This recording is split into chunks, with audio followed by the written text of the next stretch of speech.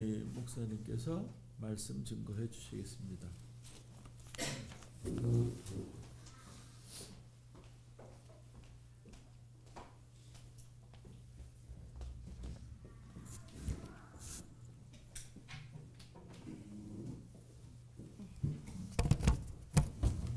아이고, 오시느라고들 고생하셨습니다. 우리 주열이 먼 데서 엄마의 또 이끌림에 의해서 오셨군요.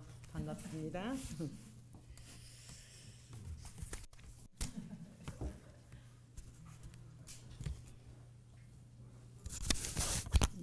사랑하는 여러분, 여러분에게는 봄바람이 불어오시는지요? 봄바람. 그 봄바람을 우리는 무엇으로 느낄 수 있나요? 설레임과 생명력을 깨우는 그 바람, 봄바람.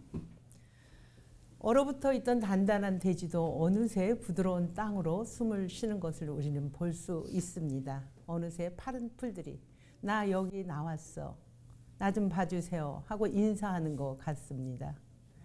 잿빛의 옷들을 벗고 노란색, 하얀색, 분홍색의 그 자신들의 자태를 드러내고 있습니다. 추운 겨울에 잘 이겨내고 이렇게 다시 살아났다고 말하는 것 같습니다. 이렇게 작은 꽃과 나무, 바람, 공기를 통해서 우리는 이 봄날을 느낄 수 있습니다. 계절적으로 봄바람이 우리에게 이렇게 확연히 부는데도 불구하고 우리는 여전히 추우신가요? 아니면 그 봄바람이 도리어 내 마음을 답답하게 하고 더 힘들게 하지는 않는지요? 이상하 시인의 빼앗긴 들에도 봄은 오는가, 이 시가 있습니다. 일제식민지 암울한 시대에 우리 저항한 민족 시입니다. 비록 나라는 빼앗겨 우리가 얼어붙어 있을지라도 조국의 대자연은 우리를 일깨워 준다는 애정을 담고 있습니다. 우리에게도 봄으로 느끼지 못하게 하는 차가움은 무엇입니까? 그럼에도 우리 주님은 우리에게 얼어붙어 있는 냉랭한 마음을, 바람을 불어주고 싶어 하십니다. 우리가 살아있으나 죽어있는 생기와 같이 당신에게 오늘 그 생기를 불어주시기 위해서 우리 주님은 이 땅에 오셨습니다. 그 바람이 어디서부터 시작되는 건지 오늘 본문은 말씀하십니다. 첫 번째로 하나님께서는 그 바람이 우리의 고통 가운데 불어오신다고 말씀하십니다. 오늘 말씀이 너무 길어서 제가 읽지는 않겠습니다. 참고하시기 위해서는 1절부터 16절까지의 소재입니다. 우리가 사랑하는 자가 고통을 당하고 있는 것은 고통을 당하는 자도 힘들지만 가장 가까이 있는 공동체나 가족이나 친지들도 그만큼은 아니래도 고통을 똑같이 겪고 있습니다. 오늘 본문 말씀은 예수님의 사랑하는 삼남매 마르다, 마리아, 나사로에 대해서 이야기하는 것입니다. 오늘도 우리가 다 읽지 못했지만 아주 긴 이야기입니다. 이 이야기를 첫 서두를 우리 이야기를 어떻게 시작하냐면 병든 자가 있었다고 서두에 이야기합니다. 3번이나 사랑하는 자가 병들어 죽어가고 있다고 말합니다. 그 사람이 누구냐면 사랑하는 나사로입니다. 이 소식이 예수님께 전달됩니다. 우리 예수님 늘 이곳에 오신 것이 병들고 약하고 소외된 자를 위해서 오셨지만 이상하게 우리 예수님은 가지 않습니다. 이틀이나 당신이 하시던 곳에서 당신의 사역을 합니다. 그리고 제자들에게 이러한 말을 합니다. 이 일은 하나님의 영광을 위함이다.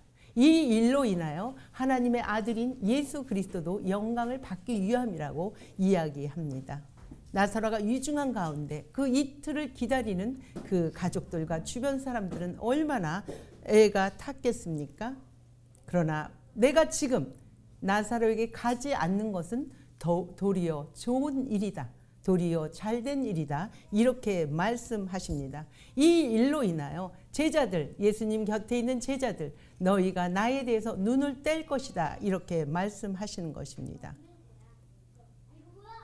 이렇게 말씀을 예수님 앞에 병들었다고 전한 사람은 언제 오나 예수님을 기다리며 희망을 갖고 있었을 것입니다. 그들의 유일한 소망의 끈, 그들이 다른 것도 선택할 여지가 없는 오직 예수님한테 전달하는 것이 그들의 목이었습니다. 절박한 순간, 지푸라기도 잡고 싶은 절대절명의 시간입니다. 그런 우리 주님은 무슨 이유이신지 무슨 연고이신지 이것이 도리어 잘된 일이라고 오시지 않습니다. 이것을 통해서 우리 주님은 나사로 그 병고침의 목적이 아니라는 것을 알려주고 싶은 것입니다. 이 일을 통해서 요한복음에서 말하는 영광이란 하나님이 이 땅에 나를 보내시고 내가 이 땅에 보내서 하나님의 일을 완수하는 것, 즉 신이신 그분이 이 땅에 오셔서 낮아진 이 땅에서 십자가를 대속해서 우리 인간을 구원하기 위해 오신 것, 그 일을 이룰 때 하나님께 영광이요, 이것을 통해 자신도 하나님의 영광을 받는다는 것에 목적을 두신 것입니다. 그래서 예수님의 길을 쫓아야 되는 제자들, 그들이 이제는 가까이 왔습니다. 예수님의 고난이 가까이 왔기 때문에 이들에게 나는 이 땅에 죽으러 왔고 이들에게 새 생명을 주기 위해서 이 길을 갈 수밖에 없다는 것을 나사로의 부활 이야기를 통해서 예표해주고 싶으신 이야기입니다. 사랑하는 여러분, 우리는 너무도 급박하고 유중한 시간이 우리에게는 늘 찾아옵니다. 그때마다 연약한 우리들은 선택할 수 없이 그 길을 갈 수밖에 없는 존재입니다. 성경에서 우리가 잘 아는 다윗, 성군 다윗도 하나님 앞에 범죄한 일이 있습니다. 누구죠? 우리아의 아내, 남의 아내 밧세바를 취하여 아이를 갖게 됩니다. 그 아이를 갖게 돼서 그 아이가 병들어 죽게 됩니다. 다윗은 하나님 앞에 회개합니다. 금식합니다. 밤을 지새우며 모든 것을 식음을 전폐하고 하나님만을 바라보며 기도합니다. 그러나 그 아이는 다시 그렇게 기도하였음에도 불구하고 죽게 됩니다. 다시 이렇게 기도하는 가운데 살아 있으나 죽어 있는 순간이었습니다. 신하들은 아이가 죽었다고 말을 할 수 없어요. 살아 있을 때도 저렇게 하나님 앞에 기도했는데 죽었다고 하면 다윗은 어떻게 살아갈까 상심할까 봐 다윗은 말을 못하고 신하들은 쉬쉬하는데 다윗이 알게 됩니다. 어떠한 상황이 벌어지지요? 그 자리에서 일어나 머리에 기름을 바르고 옷을 바르게 입고 다시 식사를 하면서 일상을 살아갑니다. 자기의 아내 밧세바를 위로하라고 들어가서 잠을 잡니다. 그 밧세바를 통해서 우리가 잘 아는 성군 솔로몬이 태어나게 됩니다. 그래서 그 솔로몬의 이름을 사랑받는 자라고 지어줍니다. 오늘 나온 나사로 이름도 마찬가지예요. 주님께 도움받는 자. 다시 말하면 주님께 도움받지 않고는 살 수 없다는 이름입니다. 우리 여기 계신 모든 분들 주님의 도움 없이 살 수 없다고 고백할 때 그 고백 위에 우리는 하나님께 사랑받는 자라는 것입니다. 우리는 살아가면서 죽을 병으로 어둠, 비극, 절망으로 살아갑니다. 그러나 한순간 우리의 분과 초를 다루는 그 절망의 순간 우리 주님은 지금도 우리에게 더디 오는 것 같습니다. 즉시 오면 해결할 것 같은데 길고도 긴 그 고통의 시간 이틀이나 우리 예수님은 당신 사형에 머물고 있다고 성경은 말씀했습니다. 그럼에도 그 어두운 그곳, 생명이 있는 그곳에 빛과 생명의 바람이 불어오기 시작합니다. 우리 친구 나사로를 깨우러 가자. 주님은 여기에서 우리 친구라고 얘기합니다. 너와 나, 제자들, 나사로 모두가 우리가 되는 것입니다. 그럴 때 우리 제자들이 답합니다. 우리도 주와 함께 가자. 우리도 주와 함께 가자. 죽으러 가자. 죽으러 가는 것을 알면서도 제자들도 두려웠겠지만 입으로는 그렇게 시인하는 것입니다. 우리 예수님께서는 이 사건을 통해 제자들의 두려움을 극복하고 예수님이 가셨던 그 길을 너희도 갔으면 좋겠다는 말씀을 깨닫기 위해서 오늘은 이 나사로의 부활 이야기가 있었다고 얘기했습니다. 우리 친구들 주변에 잠들어 있는 사람이 있습니까? 우리도 마찬가지입니다. 너가 아닌 우리 그 친구를 깨우러 가자. 그에게 우리가 생기를 불어넣자. 그런 고백이 필요합니다. 우리를 친구라고 불러주신 주님 앞에 그러면 우리는 어떻게 반응하며 어떻게 살아가야 할까요? 오늘 두 번째 말씀은 진정한 갈망으로 우리 하나님은 우리를 인도하여 주신다고 말씀하십니다. 참고로 말씀 17절에서 34절까지입니다. 나사로가 장사된 지 나흘이라는 시간이 지났습니다.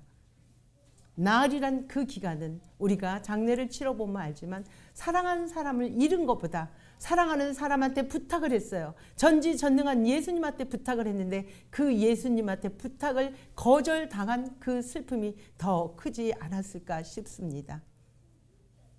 우리 오라버니의 생명은 끝이 났구나.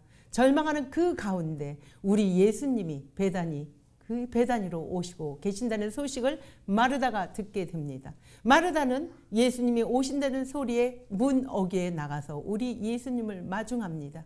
그리고 이 사람의 믿음, 당신이 옆에 계셨더라면, 깊은 말이 당신이 옆에 계셨더라면 우리 예수님은, 우리 나사로는, 우리 오빠는 살았을 텐데 이렇게 얘기합니다. 그리고 믿음의 고백을 합니다. 그렇지만 지금도 당신께서 하나님께 구하면 모든 것이 이루어질 줄 압니다 하고 고백을 합니다. 그렇게 고백을 할 때 우리 예수님은 답변을 해요. 너희 오빠가 살아날 것이다. 우리가 한 번도 경험해 보지 못한 상황이기 때문에 죽음은 끝 아닙니까? 그러니까 마르다가 뭐라고 얘기합니까? 그래요 예수님, 우리가 죽으면 부활할 줄로 믿습니다. 이렇게 고백하는 것입니다. 우리의 갈망과 주님의 갈망은 이렇게 대조적인 것입니다. 우리는 지금 부활하여 살아나는 걸 믿지만 주님은 어떤 말을 하냐? 나는 부활이요 생명이다. 이 말을 다시 풀어주자면 우리 주님은 현재도 살고 죽어도 산다는 것, 현재를 살아가는 종말론적으로 살아가는 그 말씀을 하고 싶었던 것입니다. 다시 말해 믿는 자는 죽어도 어떻게 됩니까? 살고 살아도 영원히 죽지 않는다는 것을 마르다 너는 믿느냐 했을 때 의구심은 있지만 마르다는 여기서 믿나이다. 그리고 고백을 합니다. 주는 살아계신 하나님의 아들이요 그리스도시라고 고백을 합니다. 그리고 이 말을 듣고 예수님 발치에 있던 마르다는 조용히 당신 동생을 부르러 갑니다. 예수님이 마리아 너를 부르신다. 마리아도 달려옵니다. 달려온 마리아도 똑같은 인간의 심정으로 인간의 갈망을 이야기합니다. 예수님, 당신이 우리 오빠 옆에 계셨더라면 우리 오빠는 살았을 텐데요 합니다. 그리고는 급히 주님 앞에 자기의 자신을 얘기하면서 달라진 모습은 마리아는 주님 앞에 엎드립니다. 항복하게 되는 것이죠. 엎드린다는 것은 전적으로 주님 당신 뜻에 내가 따르겠다는 뜻입니다. 사랑하는 여러분, 죽은 자는 말이 없습니다. 죽은 자는 행동도 할 수 없습니다. 그러나 이 나사로 이야기를 통해서 우리 예수님이 주고 싶은 이야기는 나사로를 통하여 주변에 있는 사람들의 믿음을 갖게 하기 위한 것입니다. 사랑하는 사람이 우리 곁에 없다면 우리는 애통하는 그것밖에 할 수 없습니다. 그 고인을 그리워할 수밖에 없는 그런 순간입니다. 그러나 하나님의 시간과 우리의 시간은 동일하지 않습니다. 그러기에 우리의 마음은 늘 이것을 통해 우리의 갈망과 하나님의 갈망이 대립하기 때문에 우리는 때론 사람이기 때문에 하나님을 원망할 수 있습니다. 부끄러워하지 마십시오. 이것이 당연한 인간의 감정입니다. 살아가면서 나흘의 고통을 누구에게나 있습니다. 나의 나흘의 고통은 정도의 차이지만 누구나 하나님과 나 인간과의 관계 속에서 삐그덕거릴 수 있다는 말씀입니다. 하나님의 갈망과 우리의 갈망이 다르기 때문에 우리가 원하는 것은 우리는 문제가 생기면 그 문제를 해결하는 데 중점을 두고 있습니다. 그러나 주님은 그렇지 않습니다. 오늘 주신 말씀에서 로마서 8장 6절은 이렇게 기록하고 있습니다. 우리의 육신의 생각은 사망이요 영의 생각은 생명과 평안이라고. 다시 말해 우리가 살아가는 세상 속에 생각하는 것은 우리는 결국 죽음으로 도달할 수밖에 없지만 하나님의 생각은 우리의 생명과 평안을 준다는 말씀입니다. 다시 말해 우리의 욕망은 하나님과 우리의 시간을 자꾸 끊어내게 해서 우리를 죽음의 길로 인도한다고 본 해퍼는 말하고 있습니다. 그러면 우리가 어떻게 살아야 될까요?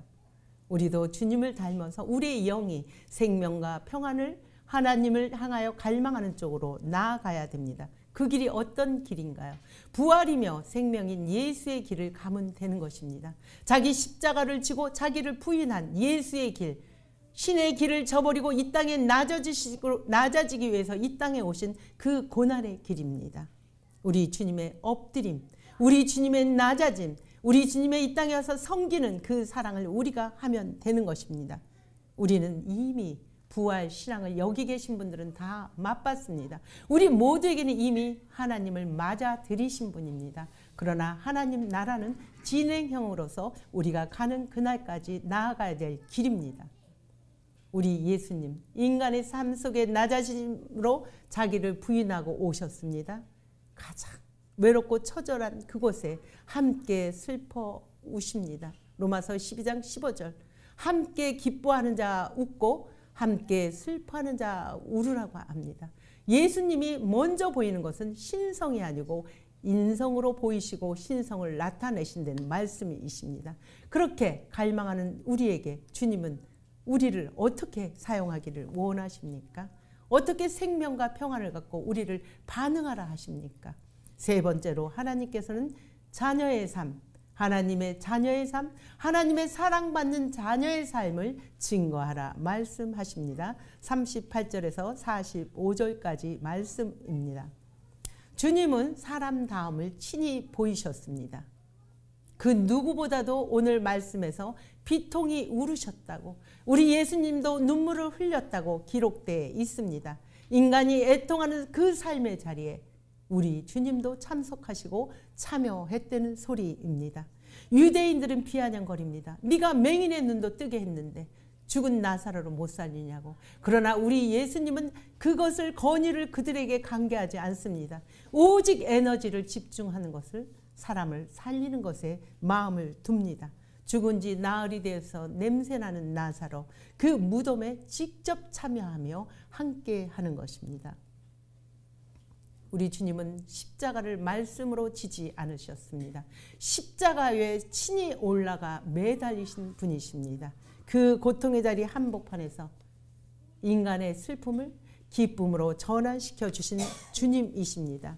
이제는 신성으로 일을 하십니다. 사람에게 일을 시킵니다. 냄새나는 그곳에 가서 저 돌을 옮겨라.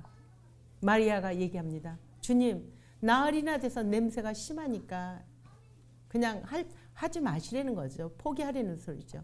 그러나 우리 주님은 명령합니다. 현재의 상황에서 우리가 절망하고 포기하고 주저앉고 싶을 때 주님은 그 돌을 옮기라고 합니다. 우리의 인간의 의지적 행동을 요구하십니다. 그 돌을 옮기고 난 다음에 주님이 하십니다. 하나님과 주님, 사람의 일이 합일됐다는 것이죠.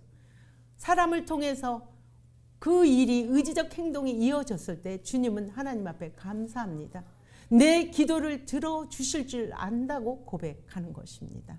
이 사건을 아까도 얘기했지만 이 주변에 있는 이 책을 읽는 우리들, 이 말씀을 듣는 우리들을 믿게 하기 위해서 기록됐다고 오늘 말씀 42절은 이야기하고 있습니다.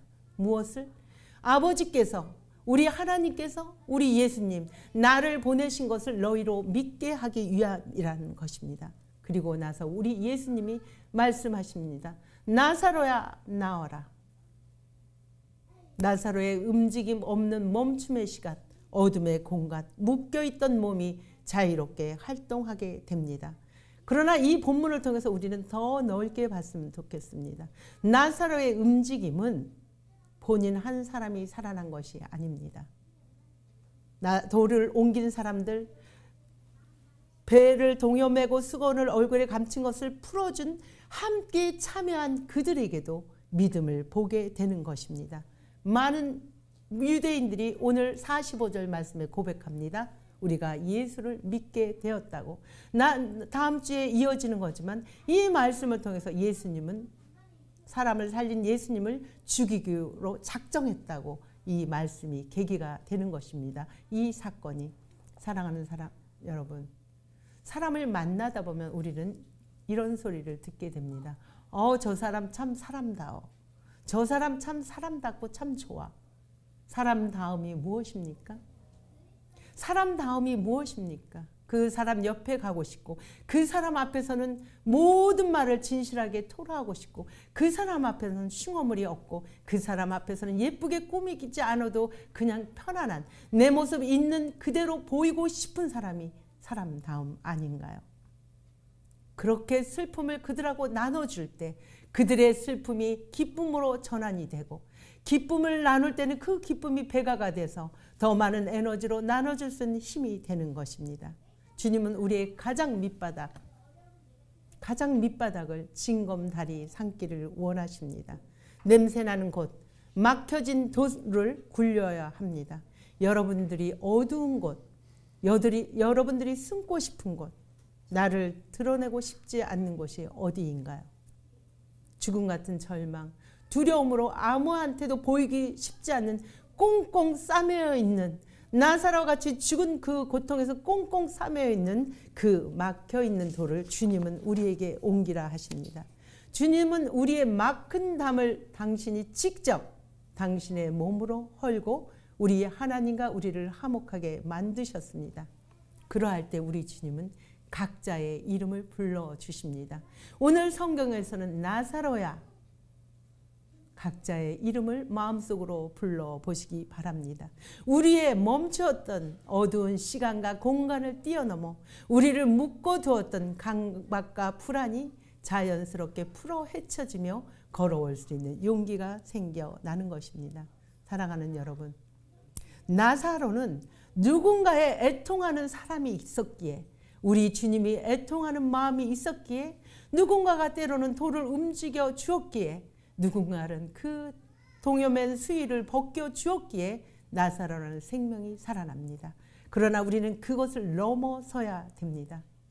내가 지금 있는 처지에 있는 내가 나사로와 같이 죽어있는 어두운 공간 속에서 모든 것이 무너져서 죽어있는 나인가? 아니면 내가 일어나는 사건 속에 애통하며 절망하며 피통해하고 있는가?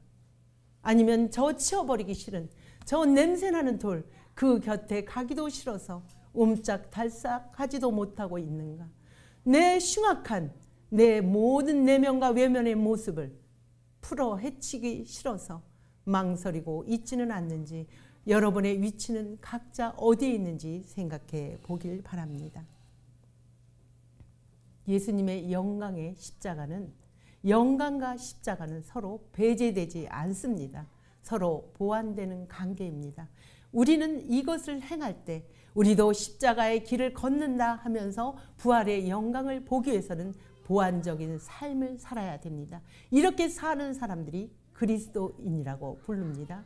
이렇게 살 때 하나님의 영광을 우리가 볼 수 있는 것입니다. 사랑하는 여러분, 사순절 순례의 여정의 막다지에 다다랐습니다. 사랑하는 여러분들은 지금 그 길 가운데 어디에 서 계시는가요? 아직도 초입에 서 계시는가요? 아니면 하나님의 그 십자가 가까이 깊이 묵상하며 주님의 곁에 서 계시는가요? 정호승 시인의 지푸라기라는 시가 있습니다. 이 시로 제가 말씀을 마무리하려고 합니다. 말씀을 조용히 눈을 감고 한번 들어보시기 바랍니다.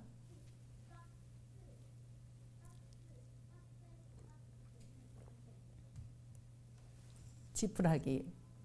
나는 길가에 버려져 있는 게 아니다. 먼지를 일으키며 바람 따라 떠도는 게 아니다. 지푸라기라도 잡고 싶은 당신을 오직 기다릴 뿐이다.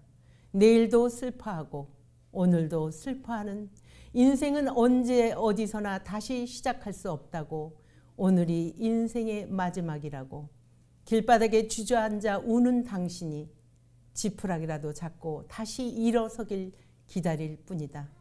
물과 바람과 맑은 햇살과 새소리가 섞인 진흙이 되어 허물어진 당신의 집을 다시 짓는 단단한 흙 벽돌이 되길 바랄 뿐이다. 기도하겠습니다. 좋으신 아버지 감사합니다. 사순절 기간 우리의 인생도 주님을 닮아가는 절망 속에 살고 있지는 않은지요. 주님 앞에 기도를 했지만 이틀이 지나고 나흘이 지나도 주님은 오시지 않습니다. 주님은 나를 사랑하지 않고 내 기도를 듣지 않나 하면서 우리는 절망하며 모든 것을 늘어뜨릴 때가 있습니다.